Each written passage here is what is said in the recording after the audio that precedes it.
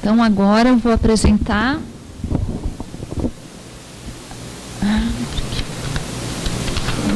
um mini CV da professora doutora Verli Petri. Então, a professora doutora Verli Petri possui doutorado em letras pela Universidade Federal do Rio Grande do Sul e pós-doutorado pela Universidade Estadual de Campinas. Atualmente é professora associada da Universidade Federal de Santa Maria.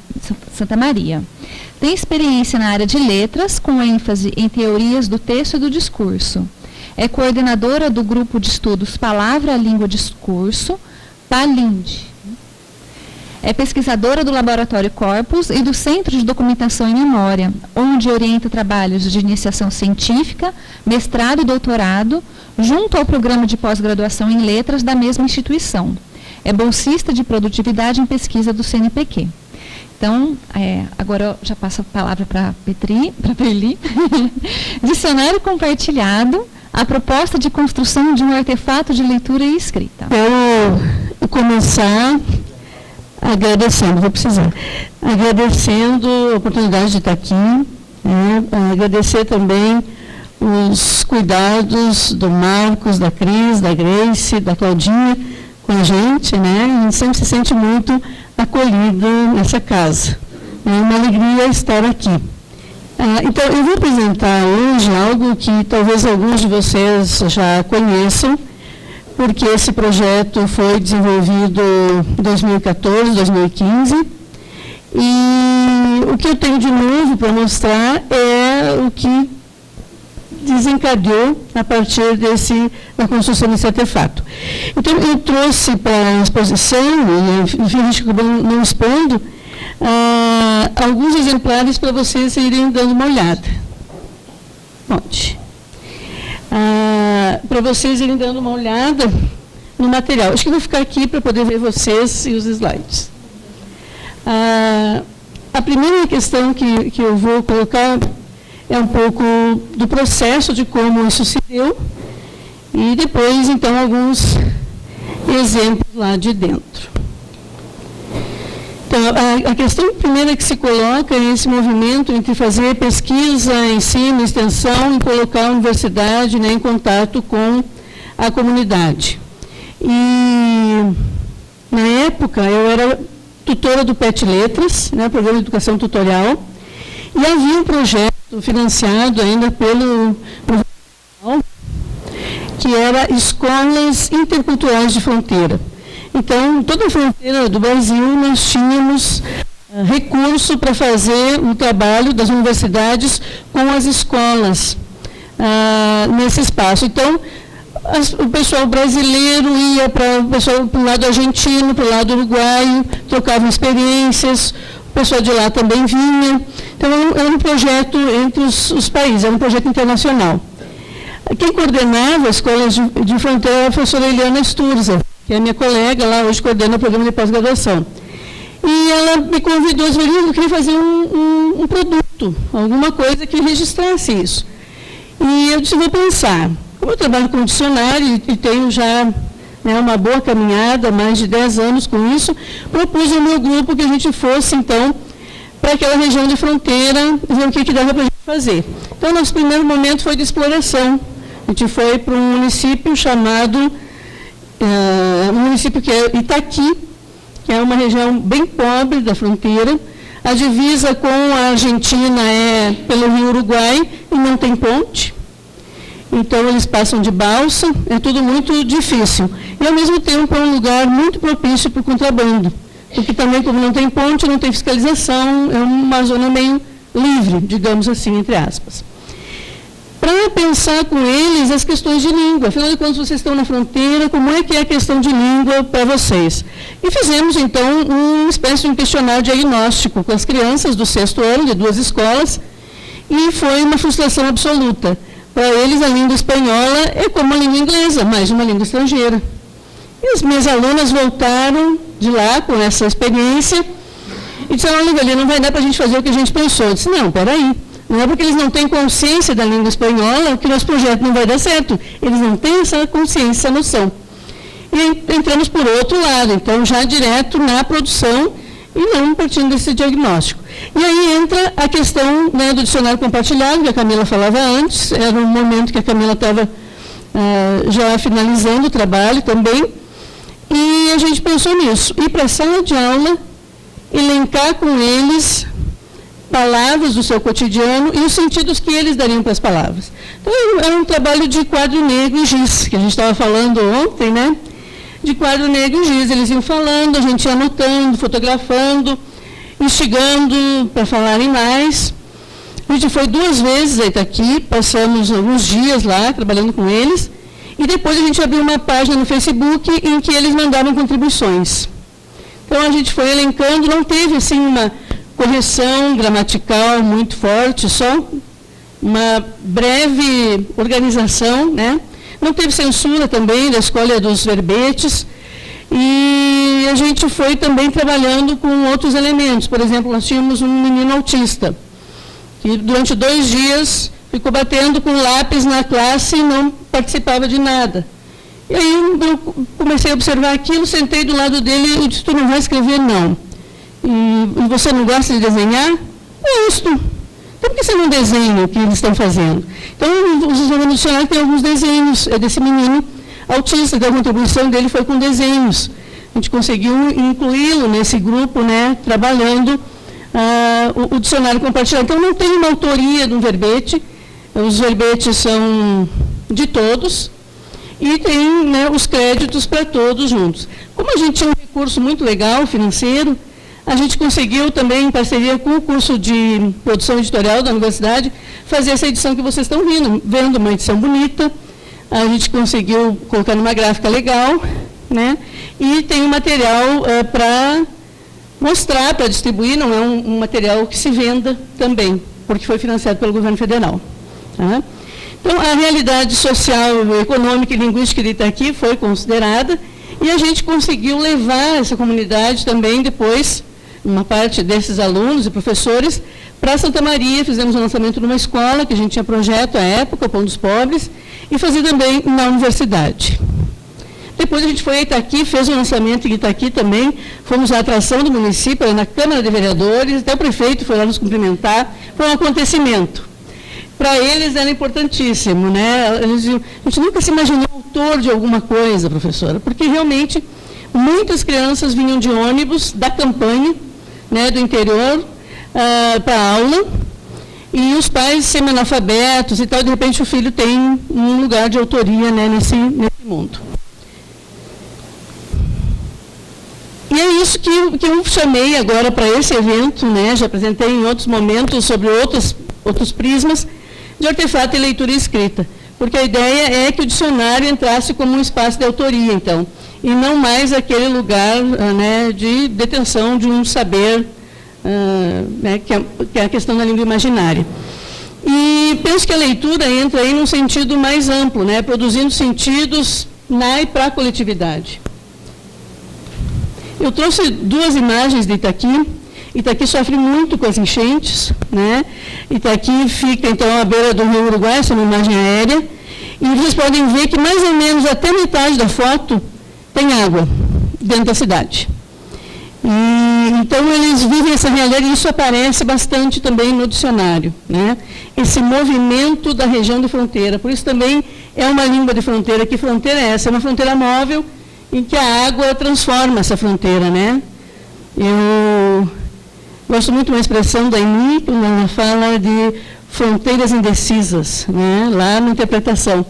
E acho que é um pouco isso. Aí nós temos fronteiras indecisas. Às vezes elas entram, saem, né? E eles têm que viver isso. Então, lá nós temos essa tecnologia, que são as casas volantes, que eles chamam, ou casas volantes, né? Bem à la fronteira. Elas já são construídas sobre um suporte de madeira ou de tijolos, em que possa se colocar um guincho embaixo e retirá-la das águas, que é o lugar que a água invadiu. Então, nas épocas de enchente, você tem ruas interditadas com casas nas ruas, nos lugares mais altos da cidade. Então, é uma realidade, assim, bastante específica, né, para mostrar para vocês o tamanho da casinha, né, como é que é essa vida, digamos assim, de quem vive à margem do rio Uruguai. esses são os dicionários, né? Eu trouxe hoje para mostrar, são 2 escolas, então, estaduais, são 2 sexto anos. Uhum. Nós garantimos a questão da autoria, dessa forma, colocando o nome da escola, o nome dos bolsistas que trabalharam, quem fez as fotos, etc. e tal, quem patrocinou. Fizemos uma nota aos leitores, indicando que era um trabalho deles, né, como eles tinham feito. E depois eu trouxe alguns verbetes para mostrar. A nossa proposta, eu não falei antes, eu estou meio atropelada, assim, porque eu sei coisa de 20 minutos, para mim é praticamente uma prisão. Eu não consigo nem me mexer dentro desses 20 minutos, mas a primeira coisa que a gente fez foi desconstruir a imagem de dicionário. Então, para que eles pudessem agora produzir verbetes, já tinha todo um trabalho de desconstrução do dicionário. Quer dizer, vocês podem produzir alguma coisa que seja de vocês e seguir mais ou menos esse norte. Então, a ordem alfabética a gente manteve e a gente pediu para eles trabalharem com 3 elementos. A definição, o sinônimo e o exemplo. Nem todos têm sinônimo e exemplo. Nem todas as definições definem. Mas é como eles compreenderam o dicionário naquele momento, né? Então, ariguá, trabalhador rural que faz o trabalho braçal. Meu pai é um ariguá de granja. Um exemplo. Então, você tem muito, meu pai, minha irmã, minha mãe, muitos exemplos que passam por aí. Né? E realmente essa coisa de fora, do interior, da campanha, da criação do gado, do cavalo, etc. Atravessar cavalo, que é um verbete que eu sempre mostro, que ele me chocou muito, pelo exemplo, né? É o contrabando, é o roubo de gado e cavalo do lado de lá, e atravessando o rio, né?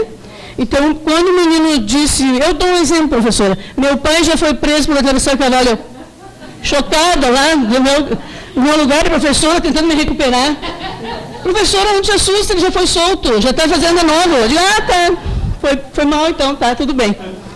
Porque é uma realidade deles, aquilo ali, né? E a gente chega de fora, se impacta, né? Então, tem que conhecer a escola, né? A escola é isso, não é o mundo da universidade, é outro lugar, né?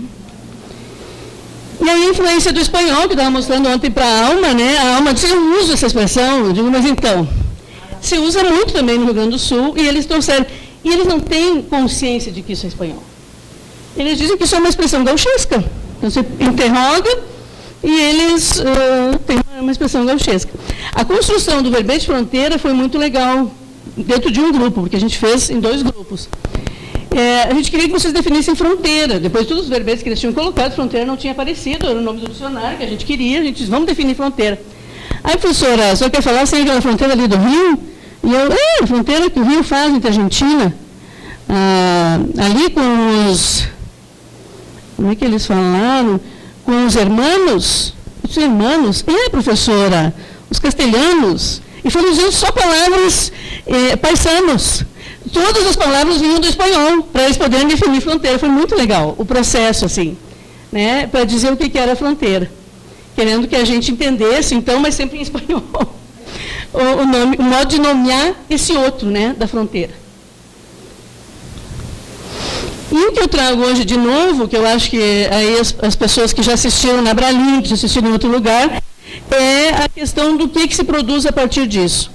Então, tem 2 movimentos aí, né? Um movimento é como esse artefato pode inspirar professores e pesquisadores, e outro movimento é como a gente já não controla mais o que vai acontecer.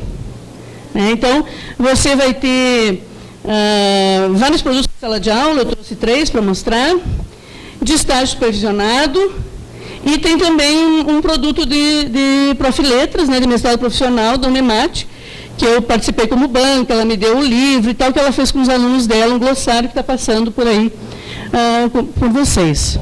Né? Então, o primeiro que eu trouxe é temático, é dentro do bairro que a menina estava fazendo estágio, ela conhecia o dicionário de fronteira, eu não oriento estágio, ela veio conversar comigo, me pediu um livro para poder olhar e pensar como é que ela faria, e ela fez essa proposta. Então, o mini dicionário da escola Pinheiro Machado, que é no bairro Pinheiro Machado. Então, ela colocou a turma, né? Colocou o modo que ela achou que tinha que ser para identificar. Os alunos, fez uma apresentaçãozinha, né? Vem um exemplo dos verbetes que eles escolheram. Então, aquilo que a Camila falou ontem, assim, a primeiro momento, eles querem definir aquilo que todo mundo define, aquela coisa escolarizada, o que é felicidade, amizade, né? E aí, quando você começa a interrogar, movimentar isso, começam a aparecer sentidos próprios, como, por exemplo, Pinheirão. É o nome do lugar onde eles fazem educação física. É um lugar que não, uma palavra que não tem em outro lugar, ela só funciona ali. Se eu disser Pinheirão para vocês não vão significar. Mas lá funciona muito bem. Né? Pode crer, me lembrei muito do Guilherme. Guilherme não está aí, Guilherme usa muito pode crer, né? Está muito bem, está dicionarizado já esse pode crer. Né? Né? Certeza e tal. E aí entra preguiça, que eu acho mais legal, que eu não consigo ver daqui, vou mais pertinho para ler com vocês. Excesso de canseira, vontade de ficar deitado sem fazer nada. Eu achei ótimo, gente, é o melhor conceito de preguiça que já vi. Né? Então, você tem coisas que vão aparecendo, né? Dentro deles. E ela fez assim, com o desenho. Então, busão, que é o ônibus. Né? Você tem a questão do bus, do inglês, e daí ele passa, vai funcionar ali. E, enfim, foram fazendo desenhos, a moda deles também. Esse dicionário está passando por aí, um pequenininho. Esse é um outro menino que fez estágio, essa menina, que ela era uma menina, a Thaís, esse aqui é o dicionário que o Maurício montou, um dicionário de tribos urbanas, que ele trabalhou muito com gíria, no estágio dele, e ele queria trazer alguma coisa e decidiu com os alunos fazer. Então, foram várias tribos, e aí você tem uma coisa diferenciada. Por exemplo, não tem fotografia, tudo é desenhado por eles, a ilustração é toda deles, e também não tem a questão do verbete. Né? E não tem também uma coisa que é uma produção sua. Eles foram pesquisar sobre. Então, esse grupo vai fazer sobre skatista, então vamos pesquisar. Então, foram para a internet, foram para livros, foram para dicionários, e aí produziram, por exemplo, a que eu trouxe, que é skatista. Então, você controla mais, né? Esse artefato sai da tua mão, mas ele está promovendo leitura e escrita. Né? E aí eles vão trazendo, fazendo até a descrição da imagem, né? Na moda deles. A ilustração representa um instrumento característico que dá nome à tribo skate. Porque realmente, olhando para esse desenho, a gente precisa de uma descrição. Podem ser outras coisas, você vê rodinhas, você vê que não são rodinhas, enfim. Mas acho que eles trabalharam muito mais na leitura de temas que interessaram, leram muitos textos para chegar a uma descrição, né, pequena como essa. E o terceiro que eu vou mostrar hoje, esse escapou totalmente ao meu controle, eu só tive contato com ele pronto, né? Recebi ele por e-mail, de um grupo de Bagé, que é uma outra cidade bem longe, né, de Porto Alegre, mesmo de Santa Maria, que um grupo PET fez, baseado no nosso, que é o Dicionário de Sentidos. E eles não fizeram da perspectiva teórica do dicionário compartilhado, porque eles não tinham essa leitura. Eles viram o dicionário e trabalharam a partir dele. Então, eles não aparece essa coisa do dicionário compartilhado. Então, vocês vão ver, por exemplo, que o verbete educação aparece várias vezes, porque cada sentido que se dava, eles repetiam. Então, é os sentidos possíveis da palavra, e não mais a questão da partilha, né? Então, uma criança precisa de educação, mas não só as crianças, mas os adultos também. Todo mundo precisa, né? Depois, emoção. Uma emoção é o que faz a gente chorar. É respeitar as mães. Então, eles foram trabalhando em cima de palavras que surgiram na sala de aula e foram fazendo, né, a repetição desse verbete. É isso, gente. Espero ter ficado no tempo. Obrigada.